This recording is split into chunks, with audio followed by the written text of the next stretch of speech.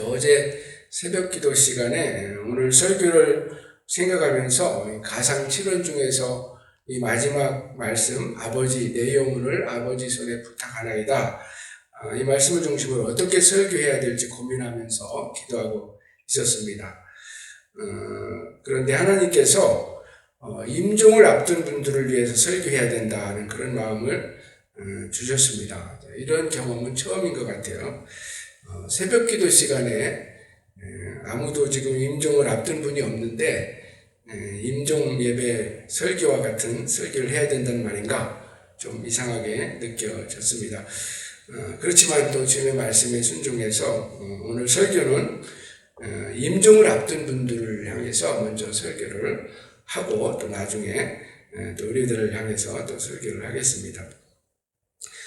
오늘 설교를 듣는 분들은 아마 임종을 앞둔 분이 없기 때문에 나와 상관이 없는 말씀이 아닌가 생각할 수 있을 겁니다. 그런데 우리가 좀 더 생각해 보면 그렇지는 않습니다. 왜냐하면 인생이 그렇게 길지 않기 때문에 어떤 면에서는 다 임종을 앞두고 있는 것과 마찬가지죠.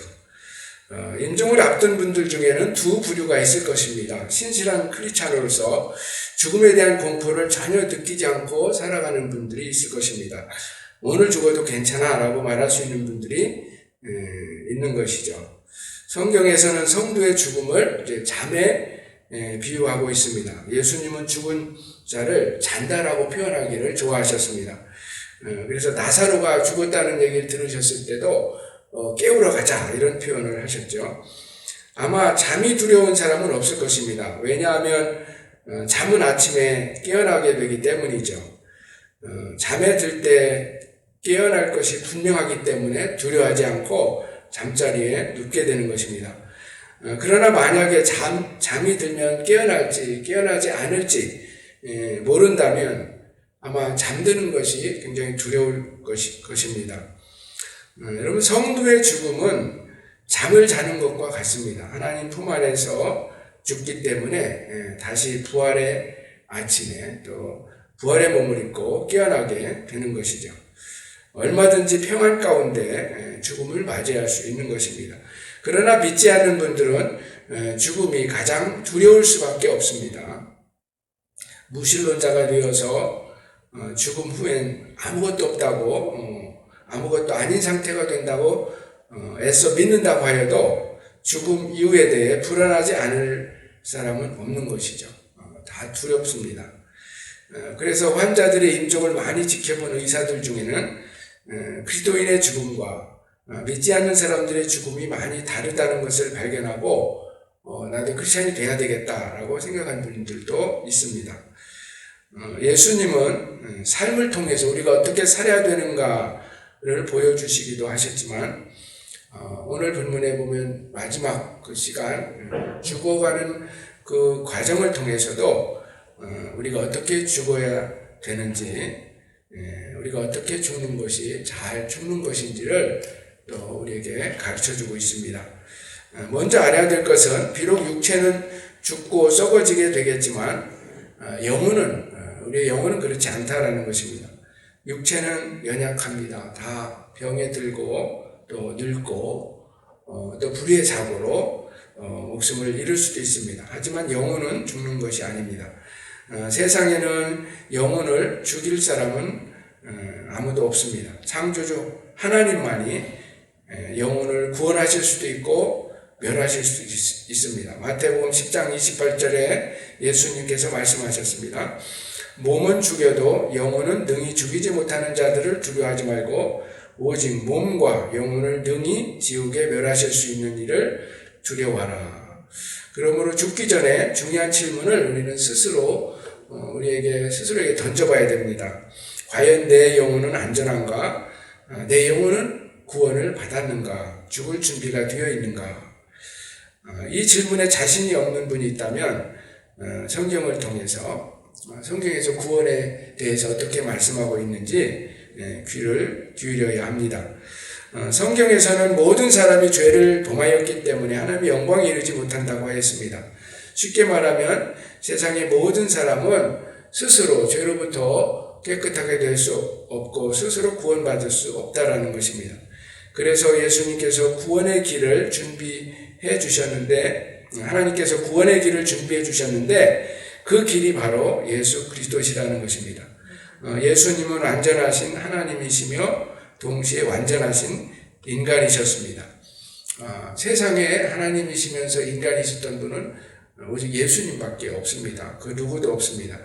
유명한 성경 구절 들어보셨을 것입니다. 하나님이 세상을 이처럼 사랑하사 독생자를 주셨으니 이는 그를 믿는 자마다 멸망하지 않고 영생을 얻게 하려 하심이라. 앞에서 영혼을 멸하실 수도 있고 또 살리실 수도 있는 분은 하나님이시라고 했는데, 엄밀히 말하면 하나님 아버지, 사랑의 하나님은 모든 사람이 다 구원받기를 원합니다. 모든 영혼이 멸망받기를 원하시지 않습니다.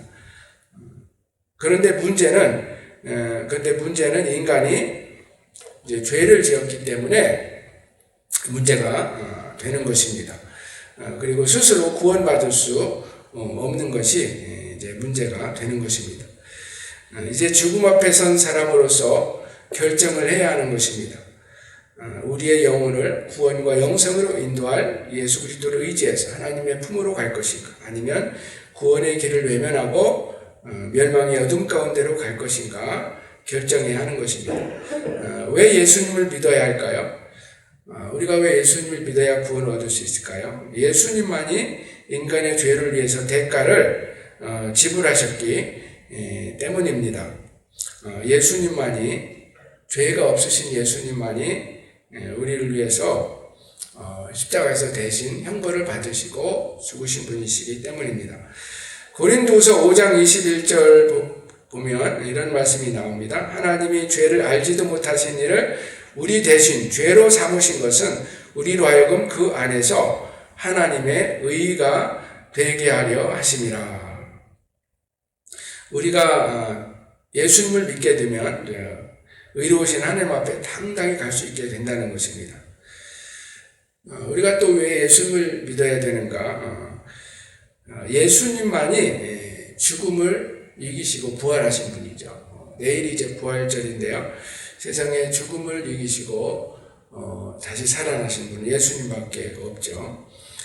성경의 증거에 하면은 예수님은 죽은 다음에 완전하게 죽어서 무덤에 갇히신 후에 사흘 후에 다시 살아나셨습니다. 예수님의 부활을 목격한 사람은 한두 명이 아니죠. 성경에 하면은 최소한 500명 이상이 직접 부활을 목격했습니다. 인간의 구원에 대해 가장 잘 말씀해주고 있는 성경은 로마서 10장 9절과 10절입니다. 네가 만일 내 입으로 예수를 주로 시인하며 또 하나님께서 그를 죽은 자 가운데서 살리신 것을 네 마음에 믿으면 구원을 받으리라. 사람이 마음으로 믿어 의에 이르고 입으로 시인하여 구원에 이르느니라. 아멘. 예수 그리스도를 믿게 되면 영원히 구원받기 때문에 죽음도 두렵지 않을 수 있는 것이죠. 이미 사망에서 생명으로 옮겨졌습니다.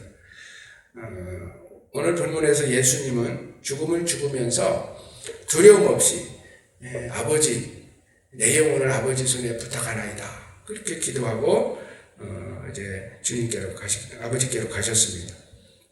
세상에서 가장 안전한 것은 하나님 아버지의 품이고 하나님의 손입니다. 예수님은 아버지의 손 안에 있으면 아무도 빼앗아갈 수 없다고 말씀하셨습니다. 요한복음 10장 29절, 그들을 내게 주신 내 아버지는 만물보다 크심에 아무도 아버지 손에서 빼앗을 수 없느니라. 여러분 중에 죽음을 앞에 두고 두려움에 사로잡혀 있는 분이 있다면 예수 그리스도를 믿어서 하나님의 자녀가 되시고 여러분의 영혼을 아버지 손에, 아무도 건드릴 수 없는 아버지 손에 부탁하실 수 있기를 바랍니다. 이제부터는 건강한 사람들, 죽음이 임박하지 않다고 느끼는 분들에게 말씀을 나누고 싶습니다. 먼저 알아야 될 것은 죽음에 대해서는 그 누구도 예측할 수 없다라는 것이죠. 그 누구도 자기가 언제 죽을지 아는 사람은 없다라는 것입니다. 요즘에 코로나 바이러스로 인해서 얼마나 많은 사람들이 죽습니까? 뉴욕에서는 매일 몇백 명씩 죽고 있습니다. 장례할 곳이 없어서 시신들을 냉동 트럭에 실려놓았다 하는 뉴스를 우리가 듣고 있습니다. 유럽에서도 마찬가지입니다. 예수님은 어떤 어리석은 부자에게 마치 오랫동안 건강하게 아무 일 없이 살 것이라고 생각을 했던 어리석은 부자에게 말씀하십니다. 비유 가운데 말씀하시죠. 누가복음 12장 19절 20절입니다. 또 내가 내 영혼에게 이르되 영혼아 여러 해 쓸 물건을 많이 쌓아 두었으니 평안히 쉬고 먹고 마시고 즐거워하자 하리라 하되 하나님이 이르시되 어리석은 자여 오늘 밤에 네 영혼을 도로 찾으리니 그러면 네 준비한 것이 누구의 것이 되겠느냐.